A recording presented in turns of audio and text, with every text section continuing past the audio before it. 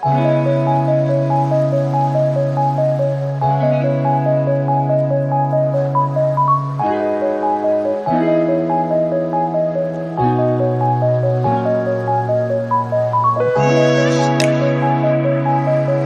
Everyone, आजचा दिवस होता पाडव्याचा, मराठी नवीन वर्षाचा पहिलाच दिवस।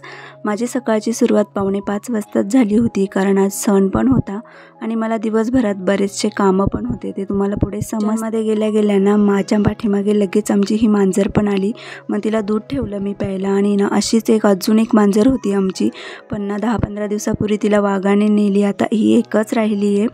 त्यानंतर ना मी आंघोळ वगैरे केली आणि आज पुरणपोळी बनवायची होती, तर मग अगोदर ना डाळ शिजायला टाकली आणि मी लगेच माझ्यासाठी चहा पण ठेवला, कारण चहा पिल्यावर ना फ्रेश पण वाटते आणि आपल्याला पुढच्या कामांना एनर्जी पण येते। मग चहासाठी मी ना इथे गवती चहा खोडून आणला होता फ्रेश असा, तो चहामध्ये टाकला आणि गावी आलं ना की प्रेमला सकाळी लवकर जाग येते, मग तो पण आज सकाळी लवकरच उठला होता, म्हणजे 5:30ला उठला होता। मग त्याला पण दूध वगैरे दिलं प्यायला आणि मी पण चहा घेतला। त्यानंतर ना मी माझ्या बाकीच्या कामांना सुरुवात केली आणि सगळ्यात अगोदर ना पीठ मळून घेतलं, कारण पीठ चांगलं भिजलं ना की पुरणपोळ्या पण छान येतात। त्यानंतर ना मी लगेचच पुरण पण बनवून घेतलं आणि आत्या पण उठल्या होत्या, त्यांनी पण बरंचसं काम आवरलं होतं। मग मी त्यांना म्हटलं तुम्ही पुरणपोळ्या बनवा, तोपर्यंत मी बाकीचं आवरते। मग मी बाकीचे कामं आवरायला सुरुवात केली। प्रेम आणि ओमना सकाळी लवकर आंघोळ करून तयार झाले होते आणि ते चालले होते गावामध्ये देवांना पाणी घालायला। सणासुदीच्या दिवशी ना असं देवांना आंघोळ घातली जाते गावातल्या सगळ्या। प्रेमला आणि ओमला पण ना सणासुदीच्या दिवशी असं गावामध्ये देवांना आंघोळ घालायला जायला आवडतं। ते प्रत्येक वेळेस आम्ही जेव्हा सणांच्या वेळी गावी असतो ना तेव्हा ते दोघे जातातच मुलांसोबत, त्यांना पण छान वाटतं आणि आम्हाला पण असं त्यांना बघून छान वाटतं। इथे आम्ही कोबी आणि फ्लावर लावलेली होती, तर आता ती संपत आली आहे। इथे झाडांना थोडं थोडं पाणी मारून घेतलं आणि अंगणामध्ये पण पाणी मारून घेतलं।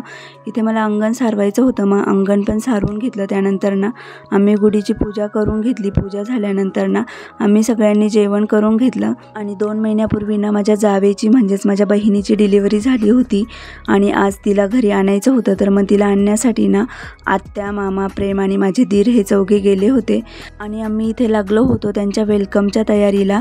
वेलकमसाठी ना फुलांचं छान डेकोरेशन करायचं होतं आणि फुलं पण आमच्याकडे फक्त झेंडूचीच होती, लाल आणि पिवळी। मग त्यांच्या अगोदर पाकळ्या करून घेतल्या। डेकोरेशनसाठी जेवढी वेगवेगळ्या प्रकारची फुलं असतील ना तेवढं डेकोरेशन छान पण होतं, दिसतं पण छान आणि आपल्याला जसं पाहिजे ना तसं आपल्या मनाप्रमाणे करता पण येतं। पण फुलं जर कमी असतील ना तर ॲडजस्टमेंट करूनच करावं लागतं आणि आमच्याकडे पण फुलं आज कमी होती, म्हणून ना मग मी आमच्या गुलाबाच्या फुलांना काही फुलं आलेली होती तर ती पण तोडून घेतली। शेवटी फुलं तोडूशी वाटत नव्हती, पण काय करणार, पर्याय नव्हता, कारण ना काल आम्ही पण उशिरा आलो आणि माझे दीर पण घरी नव्हते, त्यामुळे ना फुलं आणायला जायला कोणाला वेळ भेटला नाही। मग काय घरचे जेवढे होते तेच तोडले आणि या सफेद गुलाबाला ना खूप जास्त फुलं येतात आमच्या। त्यानंतर ना आम्ही डेकोरेशन करायला सुरुवात केली। मी, प्रेमचे बाबा, ओम आम्ही तिघे तर होतोच, पण माझी भाची पण आलेली होती 2-3 दिवस सुट्टीसाठी, तिने पण खूप मदत केली आणि ना माझ्या चुलत दिरांची मुलं पण होती, तर त्यांनी पण ना खूप मदत केली आणि जेव्हा आपल्याला मदतीची गरज असते ना तेव्हा या छोट्या छोट्या मुलांनी ना थोडीशी केलेली मदत ती पण ना खूप वाटते। डेकोरेशन करत असताना ना वेळ कसा गेला काही समजलंच नाही। आम्हाला पण ना 4 तास लागले होते हे डेकोरेशन करण्यासाठी आणि या 4 तासामध्ये ना अगदी मुलांनी सुद्धा अजिबात टाईमपास पण केला नाही आणि आम्ही सुद्धा पाणी पण प्यायला उठलो नव्हतो, डेकोरेशनच करत राहिलो होतो आणि ना अशा पद्धतीने डेकोरेशन केलं होतं आम्ही।